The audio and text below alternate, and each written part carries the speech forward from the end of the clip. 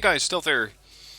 This match is a big 10v10 on a very large map. It's Highway to Seoul. It's officially the 4v4 version, but you can easily fit 10 people on here, and that's exactly what happened in this replay. We got a lot of players who are going to start out with an airborne rush. We got 110th Cadian, Tomu and Churst, who are going to try and push helicopters into Alpha. I'm going to use my British armor deck to secure both Echo and India. Preferably Echo. I can fall back to India if I really have to, but of course Echo is the prize. Echo is the zone pretty much between these four zones which are easy to capture. This is going to be captured by Red 4 easy, this is captured by Blue 4 easy. Echo is worth a lot of income, and especially if you're in a 10v10 you can use all the income that you can get. So, since this match, or since this sector has the right combination of cover, both in tree lines and in line of sight blockers, such as these small lines of trees where you can barely hide a tank but which can distract ATGMs, I can perfectly work my armor magic right there. First off though, before my units are even going to arrive, and let's see what I'm starting out with: a Scimitar or 2, Chieftain Mark 11, Chieftain Marksman, Warrior for Commands, Challenger 2, and I believe there is a, yep, there it is, Challenger 1 Mark 3 duo and another Chieftain behind there. Since they're getting into position, we're going to fly with the helicopter rush. Some people, they really don't like this, think it's spammy, they think it's not tactical, they think it's disgusting, whatever. I really love a display of helicopters like this. A lot of Cobras flying in. You can see a patrol of 4 DAPs moving ahead. Of course there's a longbow in the mix, we got a Tiger over here, we got Celtics farther up ahead, which are armed with cannons. You can see these guys are not armed with AA missiles, but we do have one of those, which is this one. So a lot of helicopters, and they're all getting ready to engage targets as they pop up. Now, that engagement is perfect for me, because them blocking off this region means there is no infantry in this zone, which I have to dislodge with my tanks and my infantry. And it also means that they are not that likely to gain too much terrain here. They will also hold up some tanks, which might be heading into my direction, or they might be able to damage those tanks, forcing them to retreat. Now, as we're pushing over here, we got another push coming in there, right down the right side. I really didn't pay any attention to this. I was just focused on what was going on in my sector. I know it's not a good thing to tunnel vision like that, but I wanted to manage my armor to the best of my abilities. You can just see how much slower the armored group is. It's a completely tracked group that I have here, so it's only moving at 110 kph on the roads. And these helos are moving at excess of 270 kph. Now they are losing a lot of helicopters. You can see that they managed to intercept this group from Cosmic Osmo, which are now being stopped even before they get to these structures. Yes, they lost almost all of their helicopters, but they allowed a lot of ground forces here from a guy whose username I'm not even going to try to pronounce, let's call him James.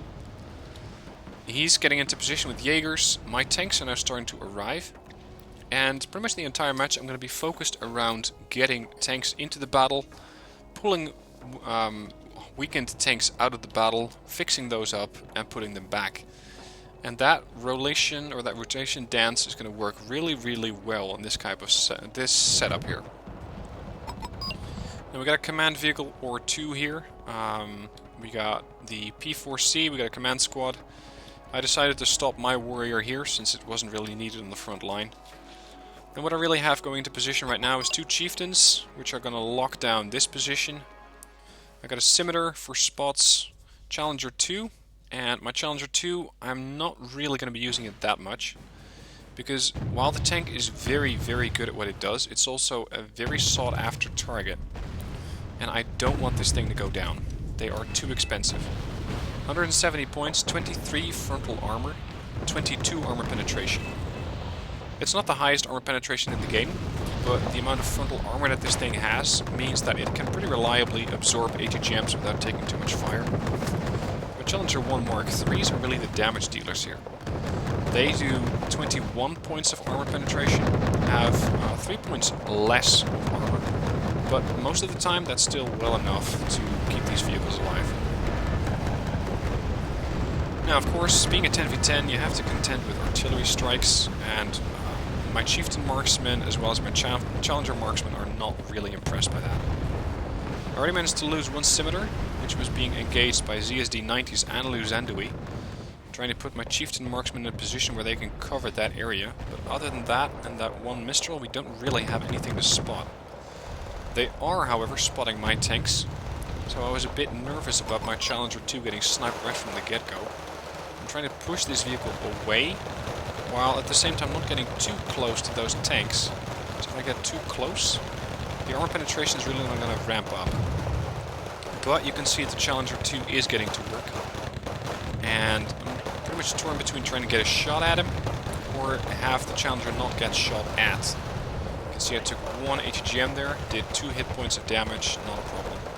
Now I'm retreating behind the smoke screen that was put up here by the Buratino, and I'm also trying to neutralize these transports before they manage to drop off their forces. I managed to do that with one. The other group survived. A bit of Wachement, and time to neutralize these guys. Challengers, 3 of them, firing at these targets, and they're dead. That's one. An HJ8 shows up, misses my Challenger, but not by much. And my AA is still a bit light in the area. I have 2 chieftain marksmen, 1 on each flank. I lost 1 chieftain mark 11 due to a bit of anti-tank fire there. Aside from that, I'm bringing in some ground forces, some infantry here, because I don't really have anything yet to push through these tree lines. Churst is trying to do that with Legion 90, and I'm backing him up with my Challenger 2 and my 1 Mark 3s as good as possible. But, of course, nothing really trumps infantry in woods, especially not a Challenger. If I come up against a large group of Luzandui, I'm more likely to lose this thing than anything else. So I'm not going to push it in yet. I'm going to reinforce this position. At the same time, my Challenger 1 Mark 3s here are supporting the position that's currently being held by the Jaegers. And I'm just having these things pull forward or push forward, neutralize whatever they can see, and then pull back. Because this tree line is now obstructing line of sight, meaning it's not going to be able to hit these vehicles. Calling in 2 Pinzgauers with some green jackets to do spotting, because I really don't have a lot of spotting capability yet. I think both of my scimitars at this stage... one of my scimitars had died. The surviving scimitar is being pulled back here. Chieftain Mark 11 is pulling back. You can see that these tanks, while they have a decent autonomy of 480, they do require some fuel. So, pulling these guys back, getting ready for my ground offensive. And I also called in some stalwarts to resupply, repair and refuel these tanks wherever needed. I split up my Challenger 1 Mark 3s because they were engaging a main battle tank. I think it was a ZTZ-85 there. Took quite a bit of damage. That's why I'm splitting them up. One is going to go back towards these woods for repairs. And because there weren't too many threats at this stage, I was pretty sure they hadn't had any kind of AGGM infantry in this building here. I'm just pushing it forward, because putting it in reverse would take even longer. Now, since I wasn't in any position to capture these Urals, I'm just blowing them up. I know, if you can capture them, it's nice, but I did not want them to have these Urals. In the end, Churst managed to end up capturing them, and I think he didn't really see that, because they are heading in all sorts of directions. What you need to know about this map, by the way, if you're operating in the middle, and you're Red 4, your reinforcements are likely to come from Alpha. That oversight from Red 4 is going to cost them a lot of points, in the sense that I can shoot all sorts of vehicles as they are moving down this road, completely oblivious to my forces here. Ideally, you want your reinforcements to come from Charlie, because then they have a pretty good road, a pretty safe road to go towards your point where you need them to go. If you put them along this road, they're going to get shot in the sides by a lot of heavy vehicles. Now, Cosmic Osmo here pushed up with a few T-72B 1987s. Challenger 2 is going to work, took another HGM, didn't really take too much damage from that. I'm putting my infantry to work, taking out another tank there with the help of the Legionnaires. I'm not really too sure about these Fusiliers. If they go down, well, it's a bit unfortunate, it's 15 points, but they already pretty much proven their worth by killing off a 125-point tank there. The last one survived for now, but it's time to retaliate. And of course, with the Challenger 1 Mark III being repaired, or already having been repaired, I can now push back at him. You can see he's retreating here. Aside from that, they have a few cheap tanks here, ZTZ 63-2s, which are putting fire on my infantry. Not a lot I can do about that. I know they're not heavily armed. 3 armor on the front. So my warrior, with 3 armor penetration, is trying to kill it, but not very effectively. It managed to not exactly hit the target, maybe it damaged them slightly. You can see they lack 1 bit of health. The other warrior managed to get a shot in, but not enough to actually kill these guys. But don't worry, we got something that can perfectly do that job. Challenger 1 Mark III with a 120mm gun instantly takes out those units. Now this is what I was talking about earlier. You don't want your units to come steaming down this road. What happens is that once you have this zone, you call them in to say, let's say, this position. They're going to come down this road, cross the bridge, drive down this ridge line, then take this road all the way across this bridge and towards that zone. And if your expensive Pongay 3s do that, I have absolutely no problem shooting them in the side. And pretty much with a Challenger 1, it doesn't really matter wherever you hit them. A shot will destroy these things, period. Trying to get my Fusiliers to engage the PGZ-88 AA gun. 35 points, not too expensive, but unfortunately they did not get in range fast enough. There goes the last T-72, by the way. Trying to get the Challenger 1 Mark III to engage that AA unit, but he already pulled too far back into those woods. So again, I'm pulling my tank back in order not to expose it to fire. At the same time, my green jackets have arrived, so I can now get a bit more eyes on the situation here. Try to get more spots and possibly more shots. Aside from that, I was bringing in more stalwarts here. You can see that this group is already almost out of fuel or out of supplies. And then the new Buratino strike hits. Or probably at this range is not a Buratino, it might be a BM-24. No, it's the PHZ-70s. Same deal, fire napalm, just at greater range. Unfortunately for them, my tanks don't really care. They have so much armor, especially the Challenger line, that they just don't care. TO-62 is engaging the Jaeger here, trying to burn them out of the building. So I had to cover these Jaeger as quickly as possible. Chieftain Mark 11 took 1 shot, instantly nailed the napalm tank there. Now aside from that, I still have all of my forces here, but I don't want to push up just yet. I don't feel I have enough ground presence, especially in the line of infantry, that I'm able to push forward here. We have a very large front here, and what I am worried about still is airstrikes. So what you're going to see me do, I believe in a few minutes, is bring in a few more AA units to start creating a no-fly zone over Echo. Because helicopters, as well as airstrikes, would have been really, really deadly for my aircraft.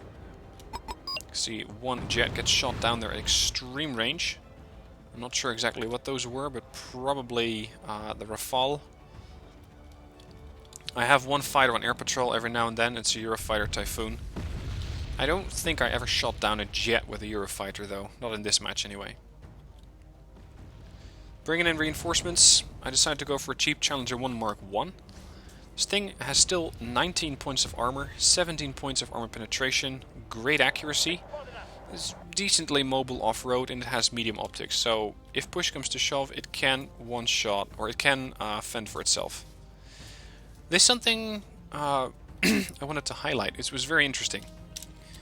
This tank has 4 HE power, which means it's going to do 4 HE damage to anything it hits. If you hit infantry, you should reasonably do 4 damage to it, means 1 guy's going to survive. Watch this. No more infantry.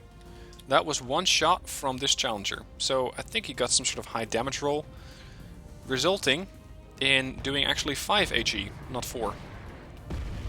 Again, moving the vehicle away from the last known firing position. I don't want to give my position away, and I don't want to invoke a response, because they do have a lot of no-nos over there. No response whatsoever, so moving back into position. And they have a lot of transports here, so that means they have a lot of infantry here as well. Bring in another Challenger 1 Mark 1 to reinforce my tank line, as well as having some Chinooks here to resupply stalwarts, and the stalwarts can then of course resupply the other vehicles when and where they need to. Now I was very happy with Churst Crotal here, because my AA was not in a good range to kill the recon helicopter. That recon was really starting to spot my tanks. Crotal of course has greater range, 3300 versus my 26 or at 2800, so he had a 500 meter advantage on me. It was all we needed that we needed to hit that tank. Sorry, the recon helo. A few more units coming in, Motostrelkis. Jaegers are in a pretty good position here, and I don't want to have these guys get out of that position. So 2 challengers and a chieftain are now working on decimating the force here from these Motostrelkis. They are starting to take return fire from the Nonas. The best thing that they can hope to do is do a little bit of damage and reduce my accuracy. That's all. You can see the Challenger 1 Mark 1 here, taking some hit. What's really going on is getting worried. The only thing that actually managed to do damage to it was the JH7, doing 26 armor penetration per missile, and a Challenger 1 Mark 1 managed to survive even that. Still, these were the kinds of airstrikes I was getting worried about, so I had to start thinking about a more significant AA presence here. Red 4 is pushing some BMPTs across. I don't really want to have those guys engage my green jackets, because they're not going to survive that. Challenger 1 Mark 1 desperately trying to get a shot to help out the green jackets, and managed to kill off 1 BMPT. Unfortunately, this thing was so heavily panicked that its accuracy dropped to 47, which means it lost the track of the target, didn't hit it, and I lost 5 green jackets in the process.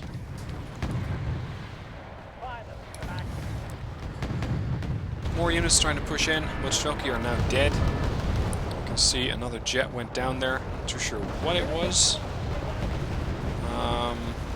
HGMs are now flying in. And unfortunately that was the last bit of damage that they needed to do to that Challenger. What I now know is that they have Concours M in here. Very dangerous units for me, because they are completely locking down my area of operation. Since these guys do 23 damage per missile, they can pump out these missiles pretty quickly. And I believe they have some sort of resupply nearby, so they can keep doing that all day long. Now, line of sight here is a bit gimmicky. My tanks were able to fire at the Motostrelki, but not quite yet at the T-72B. You have to expose them a bit more. Of course, then you can start to actually do damage. Target down. 1 Chieftain Mark 3 took a hit, down to 8 hit points, not a problem. Bringing in more reinforcements here, Centurion Avery, to help out with whatever kind of infantry threat they decide to throw at our Jaegers next. Currently, nothing out there, and I want to keep it that way. I managed to hit, I don't know, an MTLBV probably for 5 points there. Another transport goes down. Challenger 1 Mark 3 gets hit by the Concours, trying to return fire as quickly as possible. You can see they are taking fire, but it's not going quite as fast as I would like. Leopard 1A5 from Churst also engaging there. And really I was trying to get my Centurion Avery into position here to just blow up this position as quickly as possible. Neutralize those HGMs and I can operate freely here again. Another T-72B came in.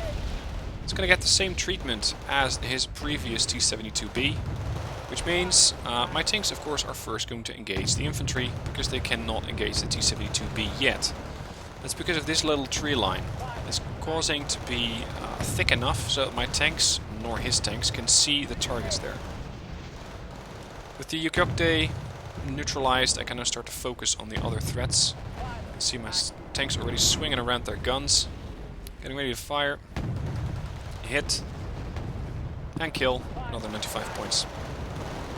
Now, 6 VDV are coming in. My Avery was not in a good position to fire, so I decided to blind fire, and considering that the shell can pretty much hit anything in its radius, let's see what it does. They're currently worried. They are now shaken. And I wanted these guys to be as panicked as possible, so that through that I could do as much damage to them as possible. Challenger 1 Mark III took an HGM hit there. I'm not too sure where that came from. Apparently I managed to capture an enemy supply truck. Oh, right here. I managed to capture a Ural. Completely unaware of that.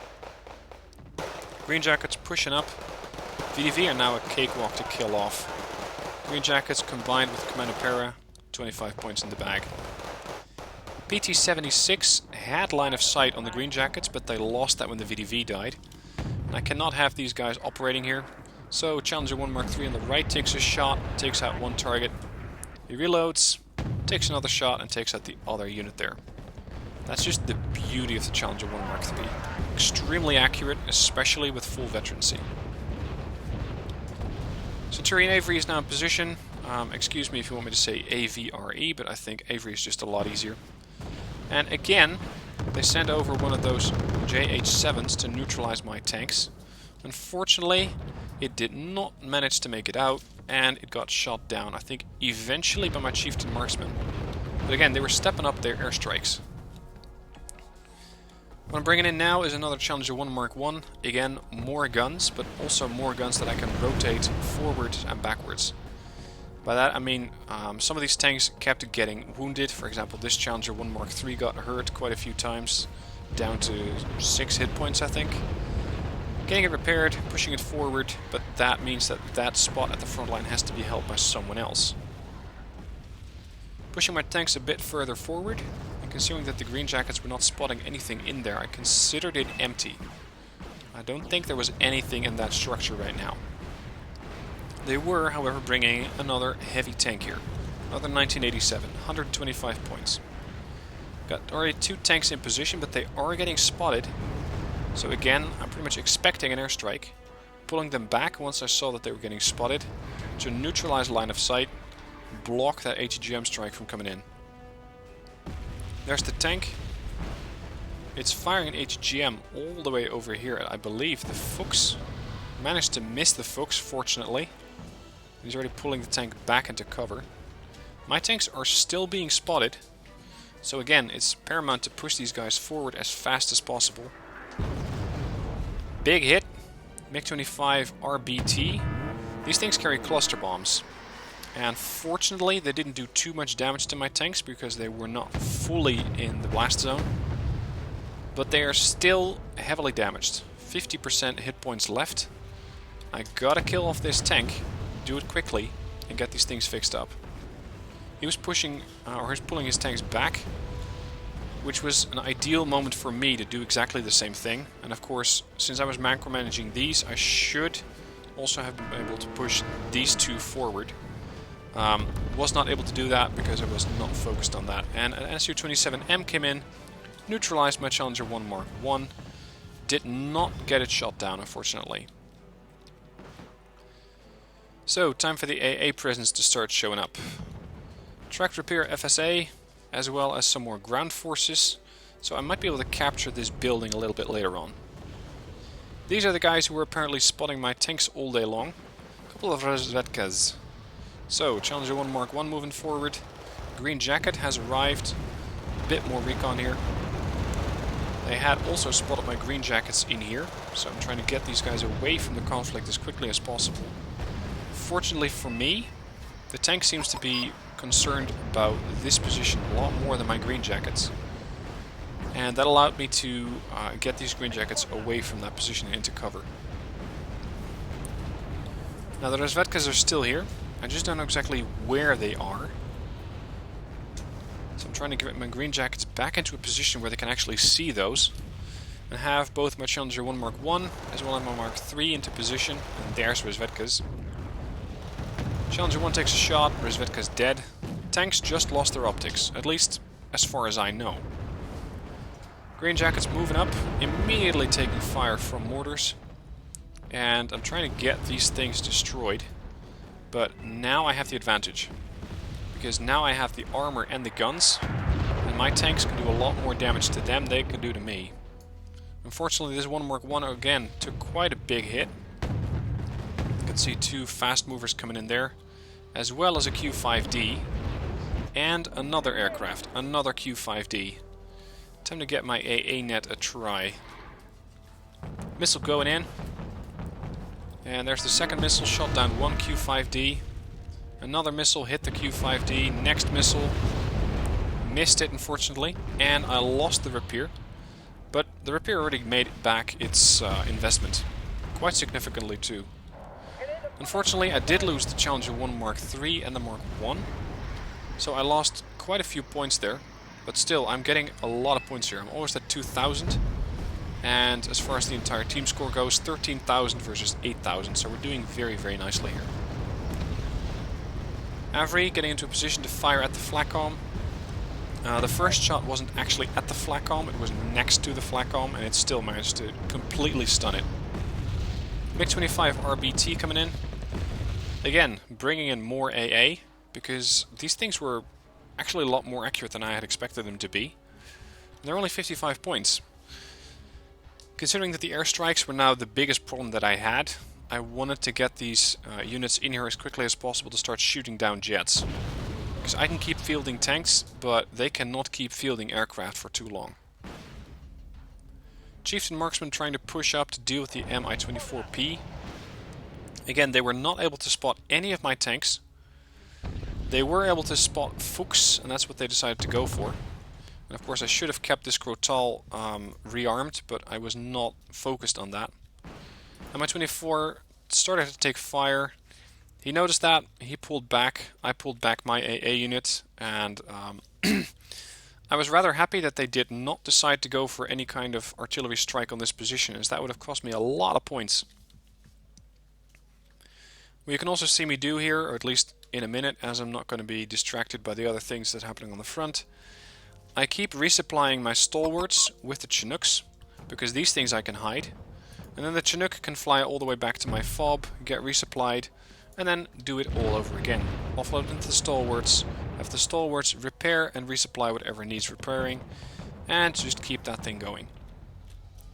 More units coming in, a Stormer HVM, in order to deal with long-range anti-helicopter units, as well as helping out with AA. Both, of course, the helicopters, but also aircraft. And considering this thing is not radar guided, I don't have to micromanage it as much. So I can just keep it in the area, try to get a lucky hit. See another HJ7, another 130 points there. Sorry, just a JH, not an HJ. Bring in some mortars as well, because my next objective is to capture this structure. If I have this structure under control with a bit of infantry, I can start to back it up with tanks. And that should allow me to start to move up towards this zone, which is Bravo. Now, there were some defense markers. Again, I was not really paying attention here. A couple of ZSU 57-2s started coming down the middle of the road. And I believe someone's going to go after them, but it sure as hell wasn't me. I'm really only aware of these things just now. Shows you how much tunnel vision I had at the time. Anyway, I was reinforcing my position, both with AA as well as ground units. You can see I have some Fusiliers here. My Stormer is engaging the Mi-8TV. Not really a big target, but 30 points anyway. They also took away the rocket pod capability that they had there. Let's see, where is my assault force? Here. 2 Warrior 90s. Guess what I'm going to do next. Here's the mortars. This is nothing you haven't seen before from my playstyle. First, you smoke it, then you get your tanks into position to cover, and finally, you push up with a few warriors dropping off infantry. Now, I'm getting a response from the mortars, but it's not actually going for me. It's going for this Mistral from James that was able to get spotted, because he had it nowhere near cover. I was worried about them going for my mortars, so I decided to move my mortars away a little bit and then to start putting up more smokescreen, but again, they were just not focused on me.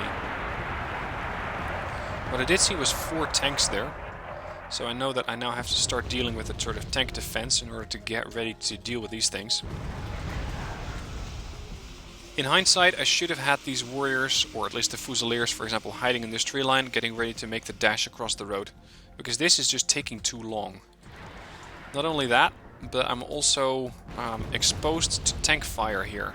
T-72B 1987s and the T-72B, which means that I'm having to drop off my infantry as quickly as possible, cross the road, get into the structures. They have decent anti-tank weaponry, 22 armor penetration, but they need to get into the structure first. Unfortunately, it's only one structure.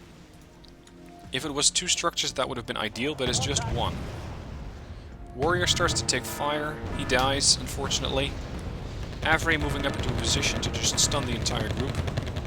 Fusiliers managed to take down one tank. Trying to damage another one. There goes the T-72B. I'm keeping my other Fusilier group in the smoke as long as possible. As their last act, the Fusiliers managed to destroy the T-72B. My Avery is now trying to suppress these guys. Another kill by the Fusiliers. Challenger 2 now pushing up. And I was going for the tank, but the Shilko presented itself as a target first. Yak came in, napalmed my troops a little bit, so they instantly shifted to the other side of the block. As well as a lot more airstrike targets for me. That's one Yak down. That's the second Yak down. And that's the third Yak down. So that's 210 points that they were very, very happy to donate. Big counteroffensive here. A lot of Motostrelki came rushing in, 40 apiece. So my infantry forces had their work cut out for them because I was now defending 6 against 36. Correction, 6 against 76. Chieftains pushing up, Challenger pushing up, another Challenger, Centurions pushing up. I had to defend these troops. Also getting my mortars to work here. We're thinning the infantry groups, but not really fast enough. You can see my mortars are now starting to hit. And there we go. 20, 19, that's one group down, 16. This is the difference between having a smokescreen to push through and not having a smokescreen to push through. If they had had a smokescreen, they would have been able to get to my Fusiliers very easily. Instead, they lost well over 50 units, or well over 50 Motostrelki, before being able to get close to my structure, and my Fusiliers are still there. They still haven't approached these guys. Again, the wonders of the Avery here at work. Big, big guns are always worth it. Especially once you start dealing with groups like these. Now, my, by this time, elite Fusiliers, Fusilier, was fending off against 18 Motostrelki. I'm not sure how long this guy managed to fend off, but somehow he got away with it. Of course, I should have put the other Fusilier group there as well. And finally, my Fusiliers succumbed to the infantry group there. 1987 is pushing up, instantly gets shot at by my tanks. One hit goes in, Avery goes in and stuns it. Or at least does a few amounts, or a nice amount of damage. One group Motostrelki dead. I'm starting to take standard artillery fire. Not too worried. Probably HE MLRS. See, my troops are getting stunned, but that's about it. They're not actually taking a lot of damage. Avery just splashing the area around the Motostrelki. Since I was not always able to get a good line of sight, it was just manually targeting the ground around it. More smoke screens coming in as I'm trying to put up a smoke screen so that Churst can move in. I was typing in chat, dude, move in, which he did after a little while, but I think he was also engaged somewhere else. Let's see what he was doing. Churst.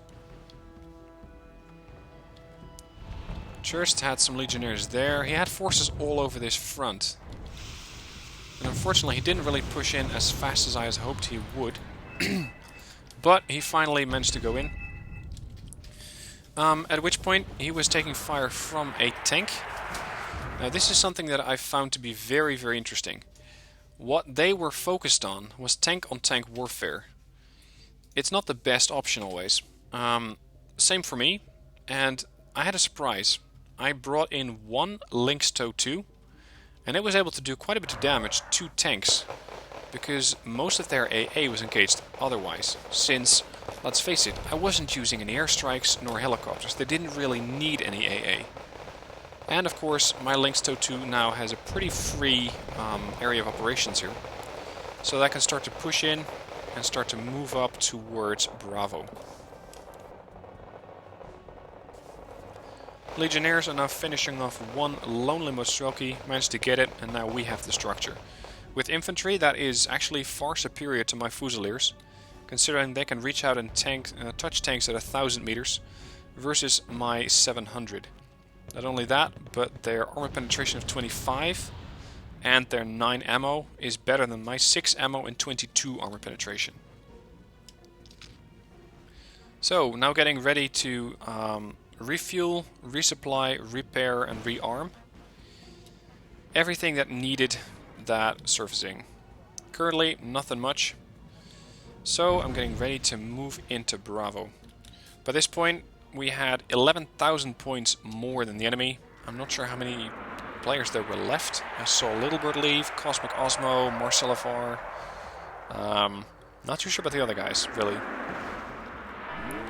Again, smoke screening in order to give my tanks a safe passage towards this position. Su-27 comes in, manages to nail my Centurion Avery. Now that's a perfectly good target for him, because Avery's only cost you 40 points. He sent in a 200 point jet to take down a 40 point target. Let's just say that jet's not going anywhere. 200 points. A few more Su-27 PUs fly overhead. I'm trying to do what I can against those things, but they are just pretty damn fast. One manages to go down. Actually both, I think. Maybe one of them made it out alive. At any rate, James, as well as 110th Cadian and Churst, are getting ready to start pushing here. I don't have a lot of infantry, so I was having to rely on his infantry and my tanks. Again, no voice comms, just attack markers and team chat, and that's all we had to go with. Another Su-24M comes in. Unfortunately, he was too far outside of my area of operations for the AA situation. So I started to get these guys ready to go. And of course, since these repairs don't have any stabilizers, you have to park them in order to actually do something. Stormer moving up in order to deal with the Mi-24Vs, but Churst here had a completely different idea. He decided to push in a bunch of Celtics, which worked out rather nicely. And combined with the fire from a Challenger marksman here, probably an ADATS as well, he managed to neutralize all of those Mi-24Vs.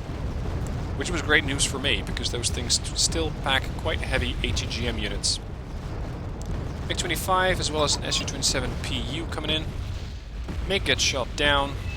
Su-27 PU is just circling the area. But he decided to go for something, probably a helicopter or something. He gets shot down as well, flying way too far over our lines. And just look at the sheer amount of forces that we have here. This is just ridiculous.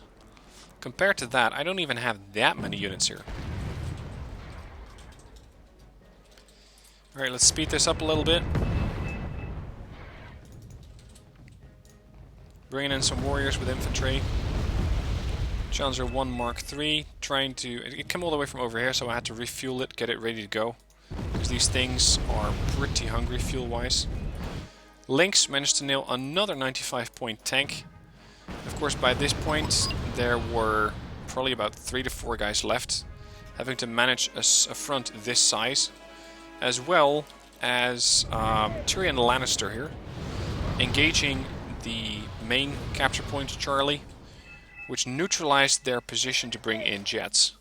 They still, they no longer had Foxtrot either, so they really only had Alpha. This was their last reinforcement point. So no more airstrikes, no more problems from the skies, except for helicopters. Putting up a smoke screen, trying to get my Green Jackets, Chieftain, Mark 11 and Challenger a good opening here.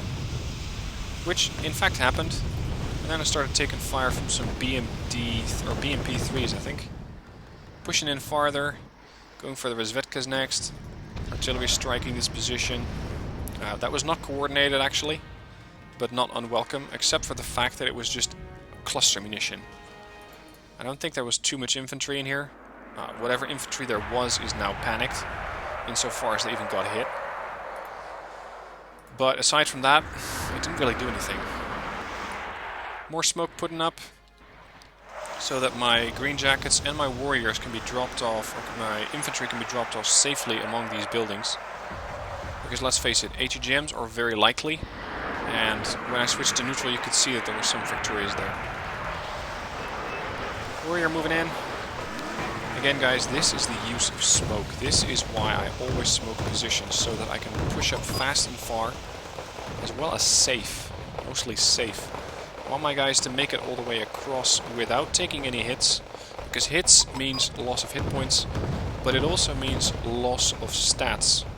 You lose your accuracy, you lose your composure of the units, they start to lose all sorts of important stats, and unfortunately, or actually happily, unlike Wargame European Escalation, they don't rout, but they are still going to be a lot less effective.